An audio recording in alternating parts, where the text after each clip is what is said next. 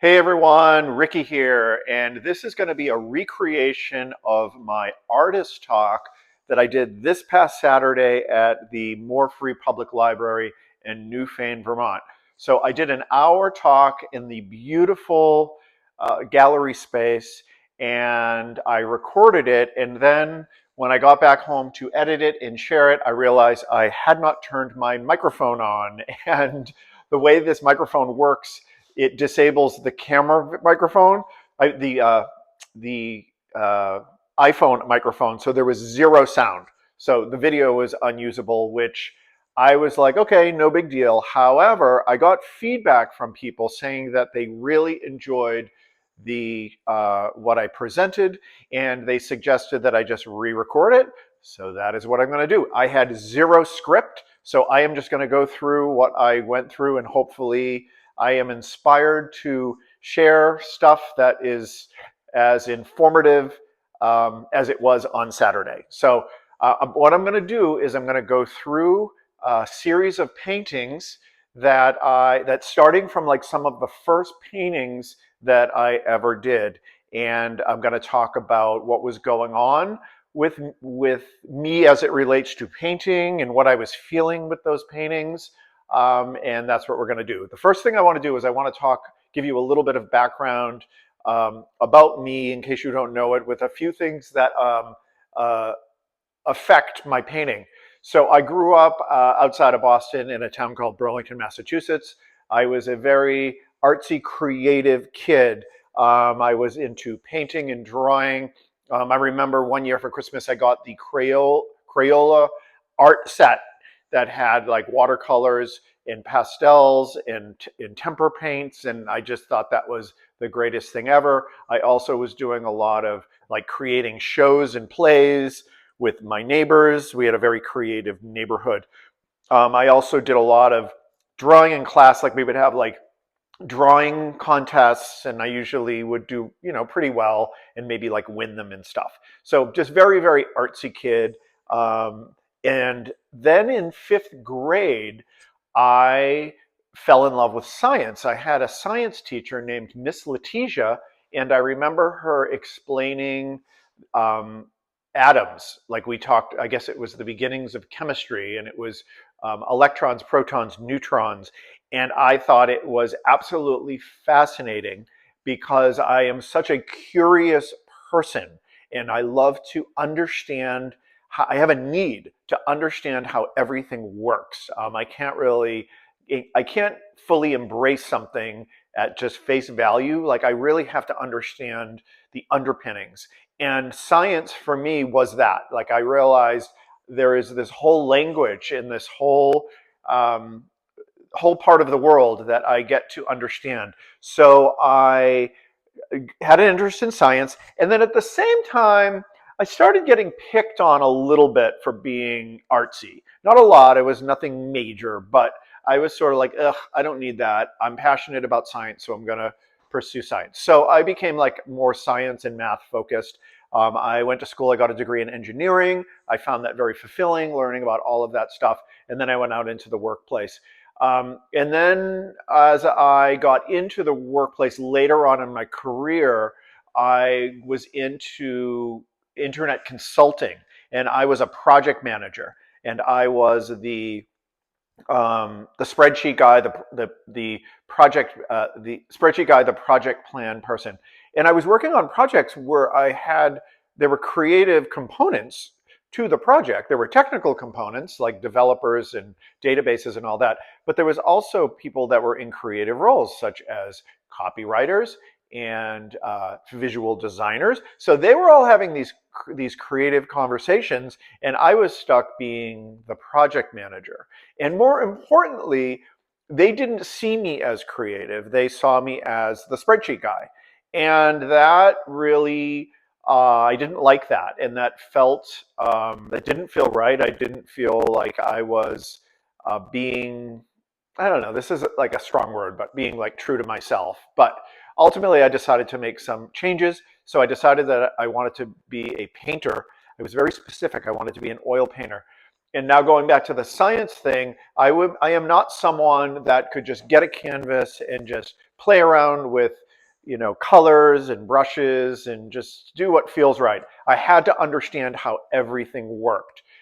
So I started taking classes at the Cambridge Center for Adult Education, acrylic, watercolor, oil classes, Boston Center for Adult Education. I took a class at Mass Art, at the Museum of Fine Arts in Boston. And then ultimately I went to the Florence Academy of Art in Florence, Italy. They have a 2-year program. I took a 6-week, it's basically the same curriculum condensed into 6 weeks, obviously majorly condensed. And that was like the military. That was really, really rigid, and it was great training. But it basically gave me that scientific understanding of how painting works. Okay, so let's get into the paintings. I'm gonna talk about some different paintings over the years. Now this painting here is called Closed. This is one of the first paintings that I ever did that I felt like was a real painting. It wasn't me goofing around. And very, very pleased with it. I thought that it really captured something special and unique. It was taken from, almost all of my paintings are done from photographs. So I was happy because I was able to take this photograph that in and of itself really wasn't anything remarkable. It was like of an abandoned ice cream stand. And I was able to make something really interesting and beautiful out of it. So very pleased with it. And yeah. This next one is called Cal's, and kind of a similar idea. I was so excited. I thought that this painting was great. It was from a photograph that I took outside of a I guess it would be called a dive bar, or I guess it maybe, I don't know if it was a bar or a liquor store. No, it was a dive bar called Cal's in Chicago.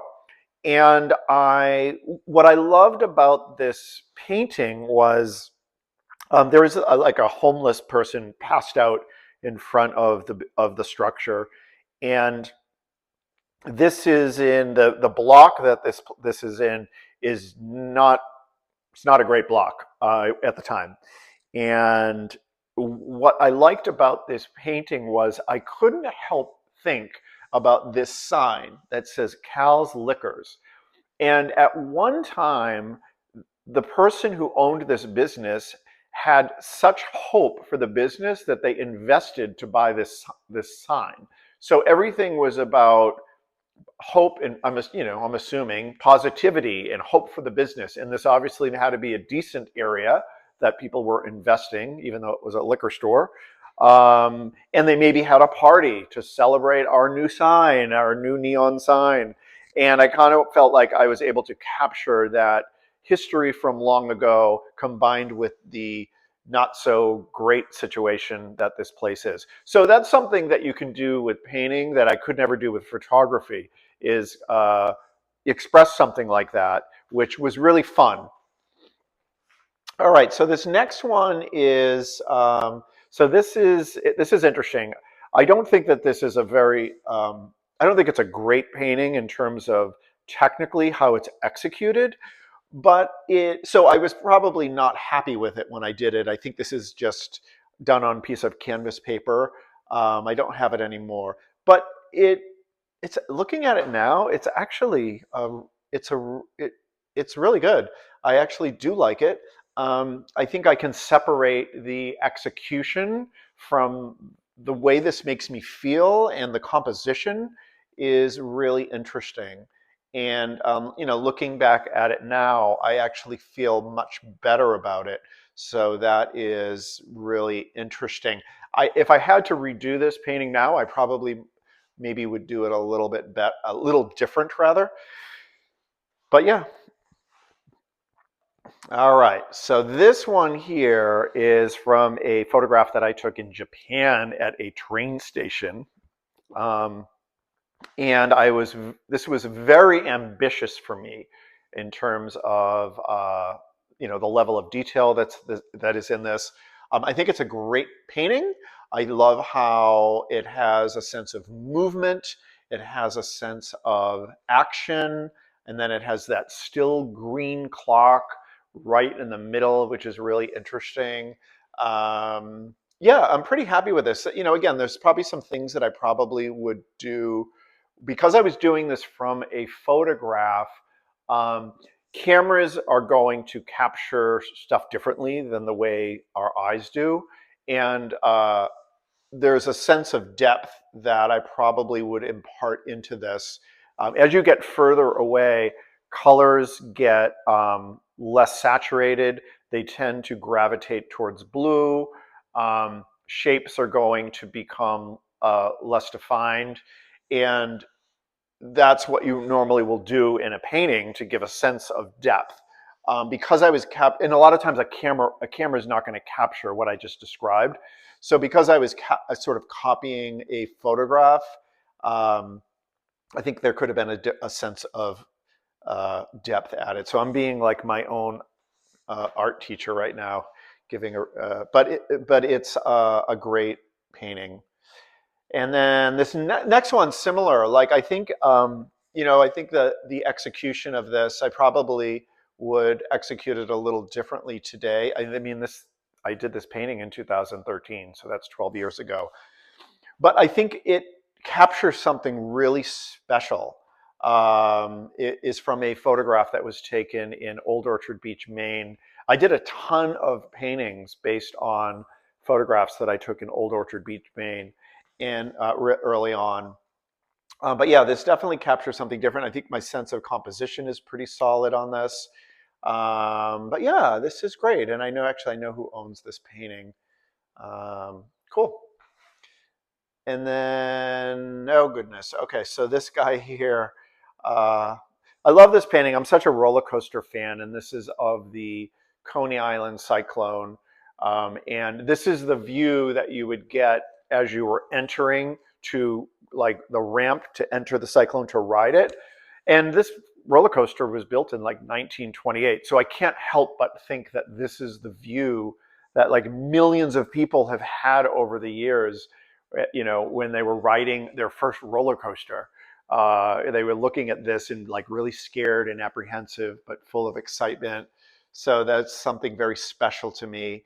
I did a few versions of this painting because it was this image was very meaningful to me. But yeah. All right. So this next one, this one is one of my first figures that I did.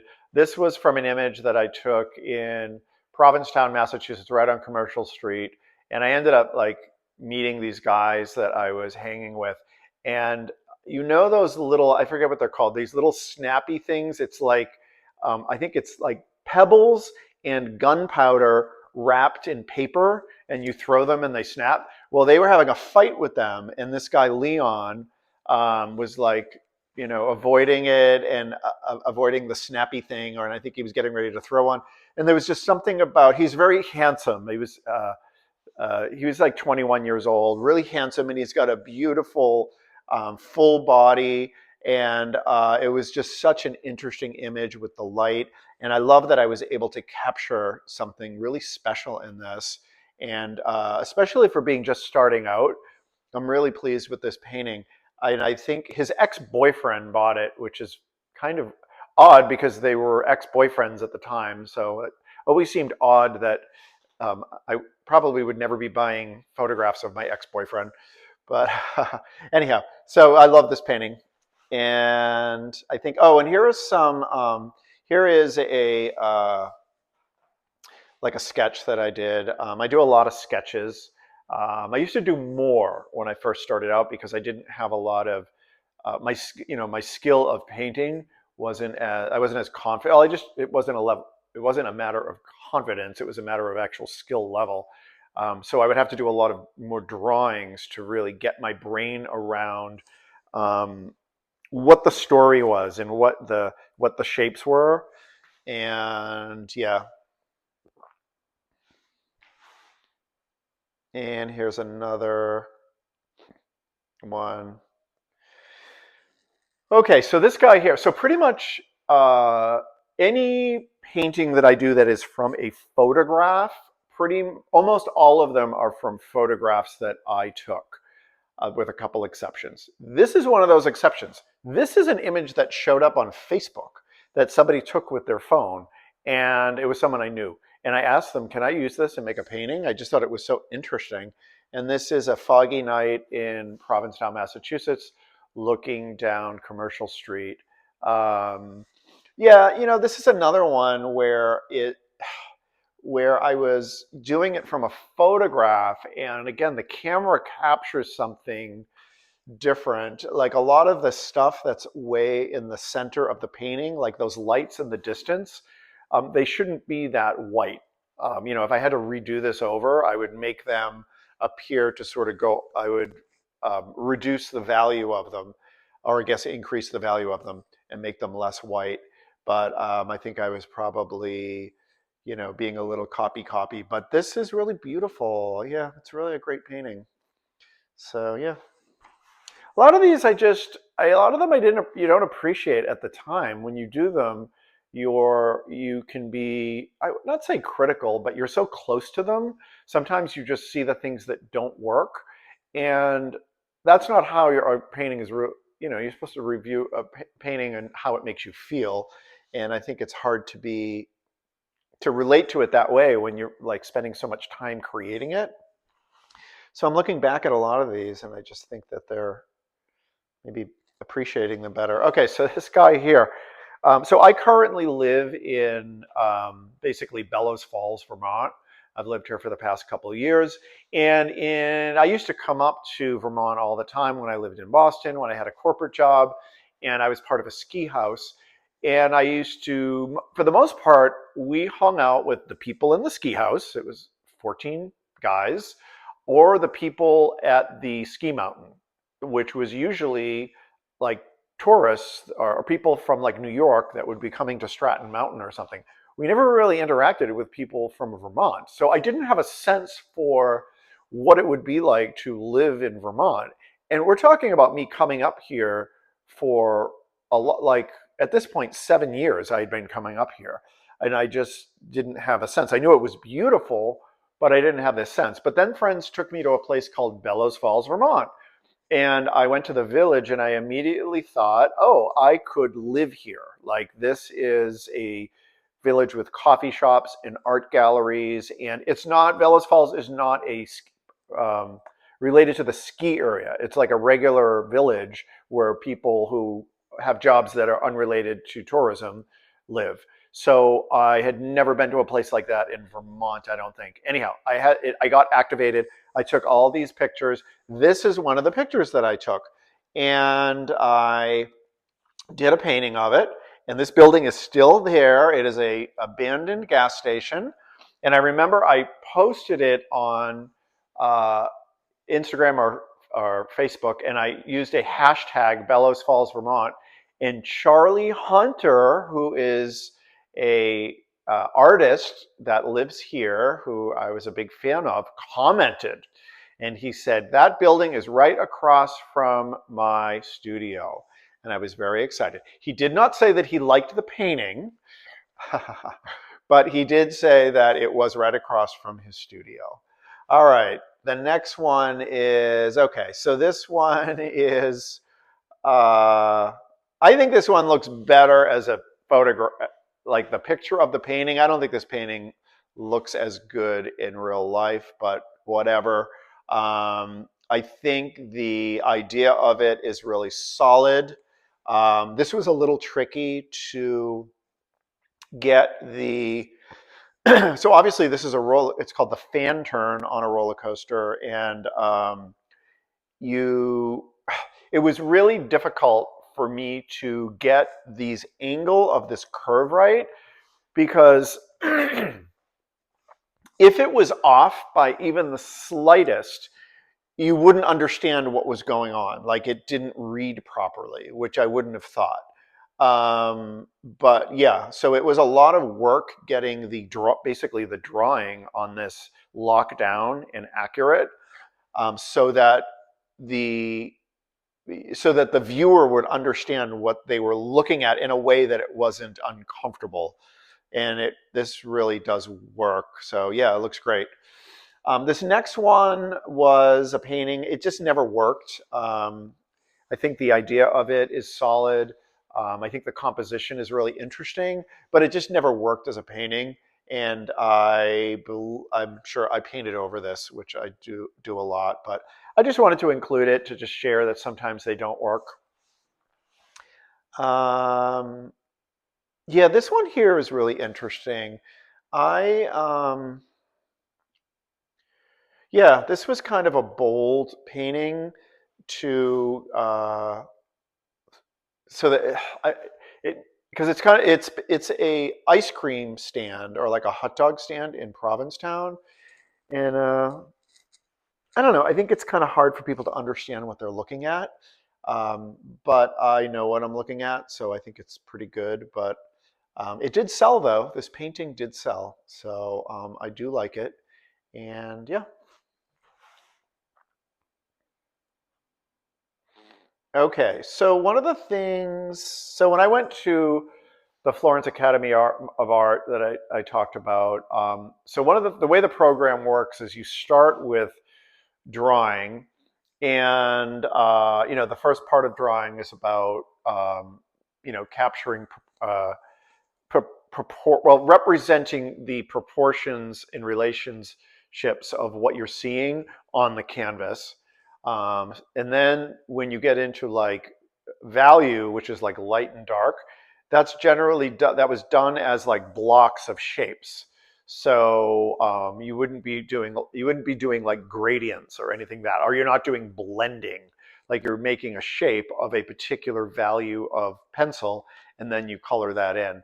And the reason why that was important is because once we transitioned into painting, now you basically have trained your brain how to see things in shapes of value, and then that translates into painting right away.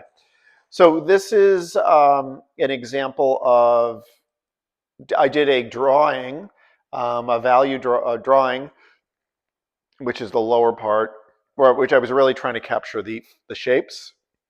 And then the painting on the top is actually a study that I did for the final painting. The final painting is really beautiful. It's really beautiful. I'm very proud of it, and especially now, as I have some distance from it, I do appreciate it, and I'm very grateful that this is owned by a good friend of mine, so I can actually visit this painting, which is very meaningful. All right, so this painting here is very meaningful to me. So actually, I could grab the camera.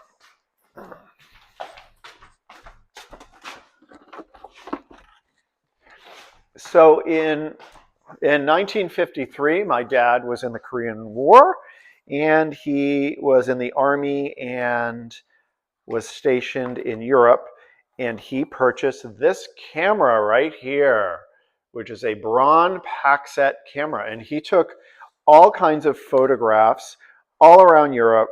And I'll do another video talking about that whole thing. But we have like 100 slides, or I don't know, 200 slides of images that he took.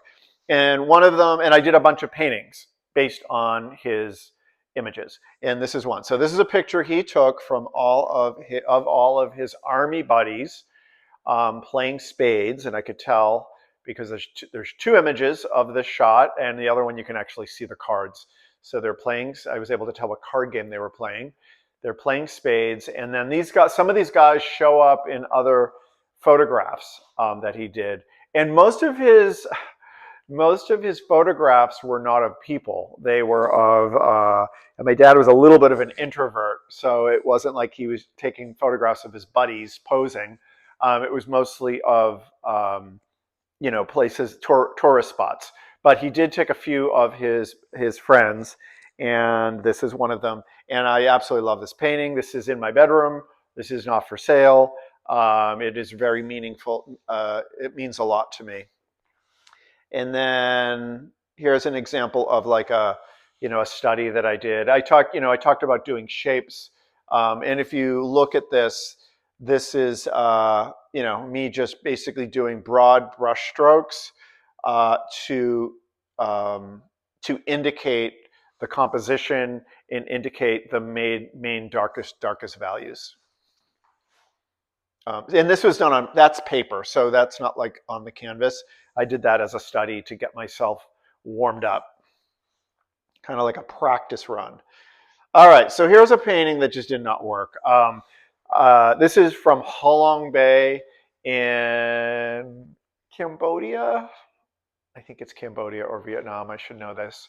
But I went to Southeast Asia, and this place is beautiful. If you ever saw the movie Avatar, they have that, there's like a part of the land. I don't know. I don't really remember the movie, but I remember they had like these floating island things, and they were inspired by this spot. So this spot is absolutely beautiful. I did this painting to try to recreate it. It just didn't work. It's not an interesting painting. I actually included it in a show, and I ended up painting over it. So I think this is better. Go and see it in person or look at a photograph. I don't know if it, I think it is beautiful, but this painting did not capture that in any way. All right, so this one here is from more of my Southeast Asia trip. This is from a city called Hoi An, Vietnam, which is stunningly beautiful. It is a little city that is, it's like the jungle is like trying to grow up through the city. And so like all the telephone poles are like covered with vines, and it's just constantly, they must have to constantly fight back the jungle trying to grow up. And you get this feeling while you're in the city that the jungle is trying to grow up through it. It is stunning, extremely colorful. And this is of a clothesline. I've done a few paintings of clotheslines. And this is another one from Southeast Asia. This is one, so this is the back of a bunch of buildings that were, the back of them were on the river where we were in a boat. And then if you went to the front of the buildings, it was like a city street where they were all like shops and all of that. And I thought that this was really interesting. I don't think this worked as a painting at all. I think I may try to redo this, do it again, because I think that it has a lot of potential.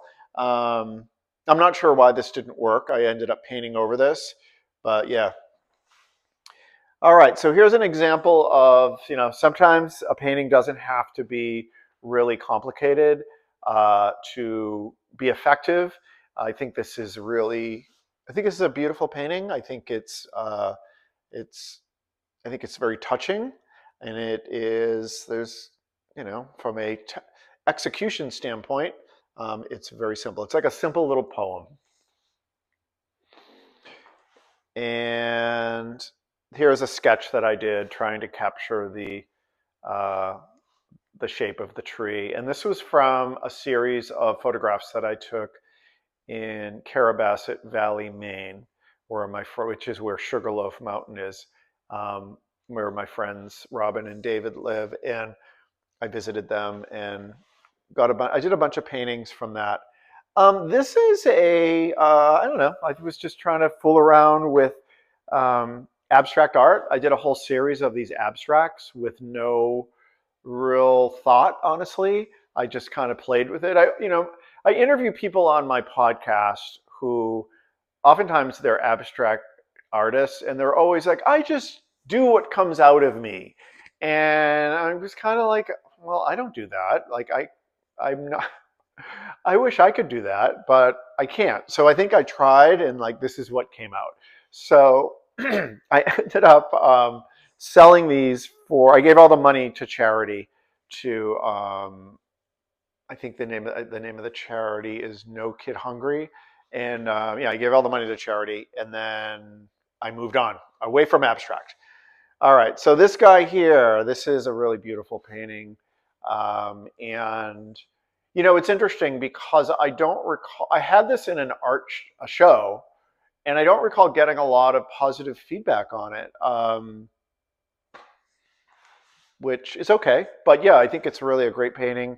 I'm very pleased with it. It was purchased by a couple who I know, and I'm not sure if I will get to see it again, but yeah, so I think it's a really interesting painting. Oh, and one other story about this. So this is from an image that I captured in Vietnam, one of the big cities, and this is a mode of transportation where you have like the motorbikes with the clear plastic bag with things inside of it.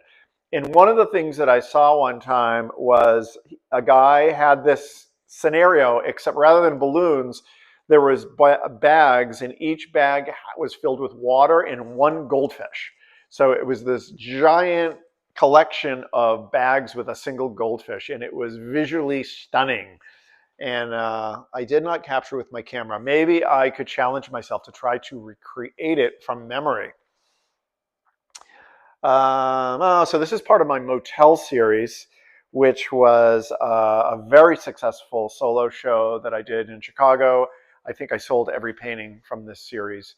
And this particular one is owned by my best friend. And I was just staying at his house, so I got to see this painting, and it is really lovely. I really, again, this is one where I appreciate it more. I definitely did not appreciate this when I was, after I had done it and the show and everything. And now looking back on it, I think it is very special. And then this one here is also from the motel series.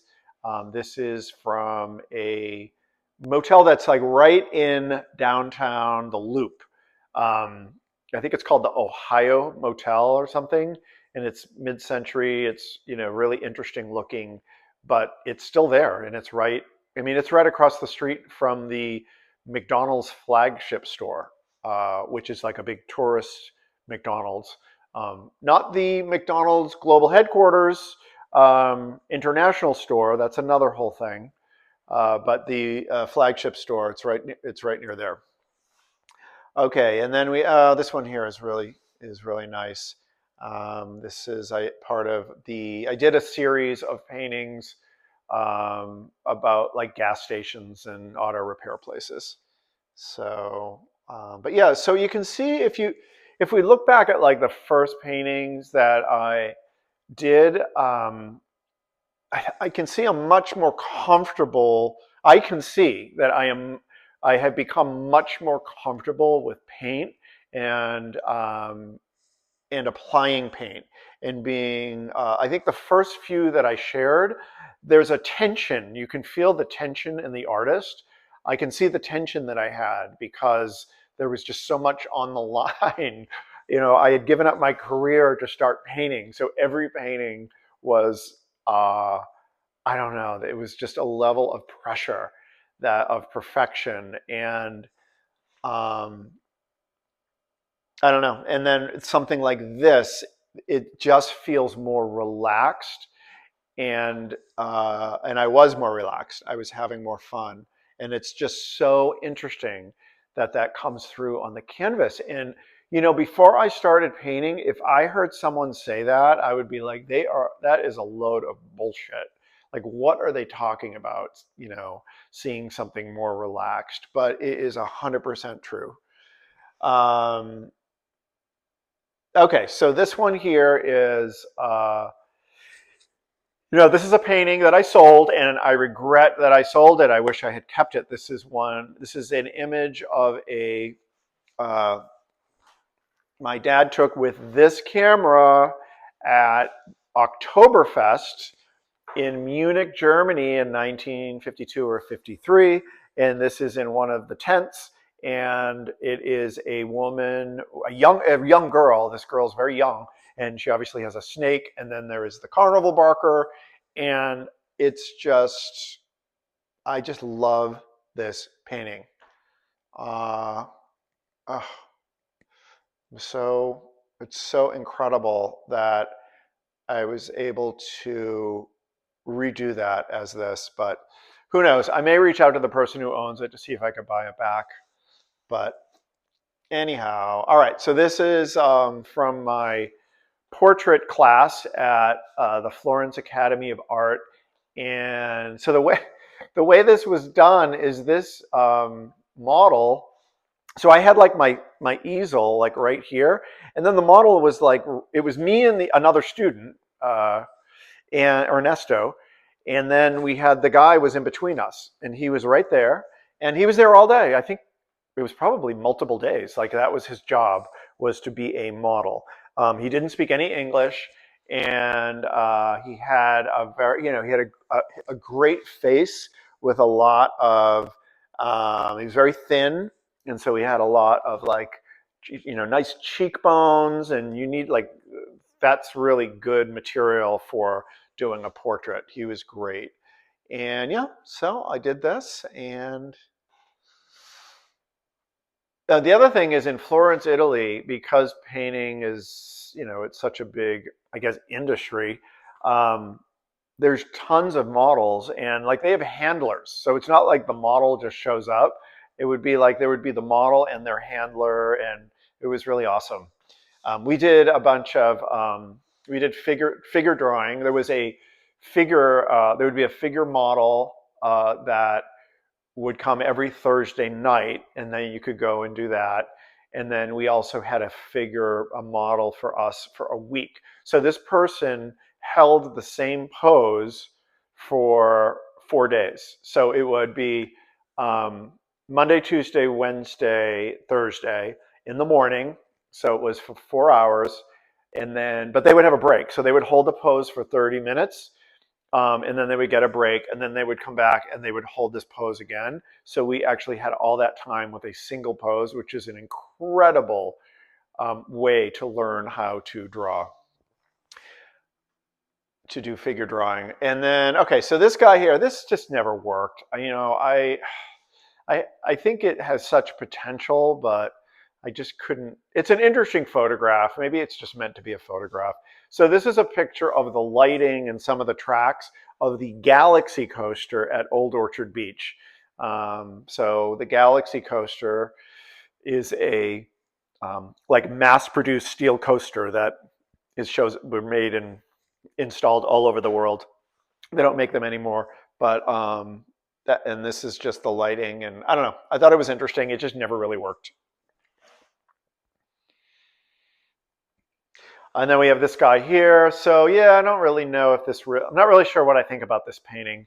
But I don't know. I'll let you guys decide what you think about it. All right, so now we're getting into the Dalton series. Now, I dated somebody who lived in Lake Lure, North Carolina, and Lake Lure, North Carolina is where the movie Dirty Dancing was filmed, and Patrick Swayze, of course, was in Dirty Dancing. He befriended a family that lived in Lake Lure. I guess it was probably a prominent family. And it was the Dalton family. And the Dalton, he for whatever reason, became, I guess, enamored with the Daltons or something. But his next movie after Dirty Dancing was Roadhouse, and he named his character Dalton. So this is Dalton's General Store, which was an abandoned general store in Lake Lure, North Carolina. And I thought it was the most interesting, visually interesting thing I had seen. And I did tons of paintings. So I'm just going to share a couple of them. This one here is a close-up.